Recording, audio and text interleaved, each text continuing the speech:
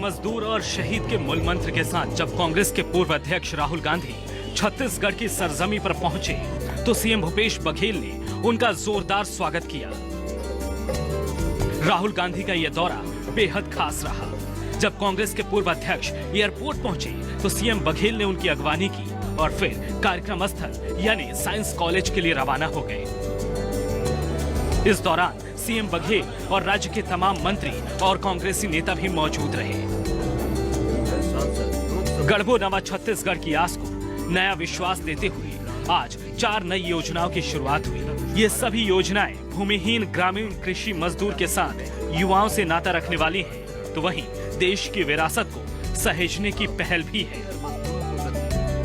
आज जिन योजनाओं की शुरुआत हुई उनमें भूमिहीन कृषि मजदूर न्याय योजना भी शामिल है। इस योजना के तहत भूमिहीन कृषि मजदूर को फायदा मिलेगा। सरकार ग्रामीण भूमिहीन कृषि मजदूरों को 6,000 सालाना आर्थिक मदद देगी। अनुपूरक बजट में 200 करोड़ रुपए का प्रावधान रखा जाएगा।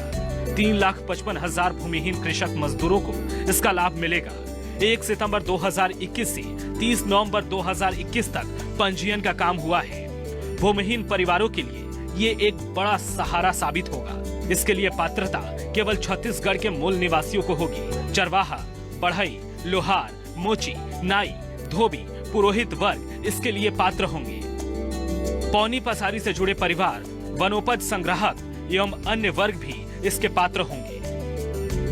राज्य सरकार की महत्वाकांक्षी राजीव युवा मितान क्लब योजना की भी शुरुआत की गई। इसका मकसद नवा छत्तीसगढ़ गढ़ने में युवाओं की ऊर्जा का उपयोग करना है, युवाओं को जोड़ना है, रचनात्मक कार्यों को अंजाम देना है। इस योजना के तहत युवा क्लब में शामिल होकर रचनात्मक कार्यों से जुड़ेंगे। प्रदेश में 13,269 क्लब गठित करने का लक्ष्य रखा गया है। प्रत्येक क्लब में 20 से लेकर 40 की संख्या में युवा होंगे। इसमें 15 से 40 वर्ष के युवा शामिल होंगे। क्लबों को साल में 1 लाख रुपए की राशि मिलेगी। खेलकूद और सांस्कृतिक गतिविधियों का संचालन होगा। साफ है, प्रदेश को सुराजी बनाने और विकास की रफ्तार को और ज्यादा गति देने में ये योजना बेहद कारगर साबित होने वाली है। सरकार जहां गरीब किसानों को सशक्त बनाना चाहती है, वहीं युवाओं की ऊर्जा का नवा छत्तीसगढ़ के मिशन में शामिल करने का उद्देश्य है। इसके साथ ही देश की विरासत को सहेजना भी सरकार अपनी प्राथमिकता समझती है। गांधी, मजदूर और शहीद के मूल मंत्र को साकार करने के लिए इंडिया गेट की तर्ज पर छत्तीसगढ़ में अमर जवान ज्योति का भूमि पूजन भी किया गया। अमर जवान ज्योति का निर्माण 4th बटालियन के माना स्थित मुख्यालय में होगा। स्मारक पर शहीद जवानों के नामों की पट्टिका भी लगी होगी। इसमें मेमोरियल टावर और वीवीआईपी मंच भी तैयार किया जाएगा। मेमोरियल टावर के सामने राइफल और हेलमेट प्रतीक चिन्ह होंगे। प्रतीक चिन्ह के सामने अमर जवान ज्योति प्रज्वलित होगी। मेमोरियल टावर के सामने किलानुमा 2 मंजिला भवन होगा। भवन के प्रथम तल पर शहीदों की चित्र प्रदर्शनी होगी। इमारत के दूसरे तल पर शस्त्र प्रदर्शनी होगी।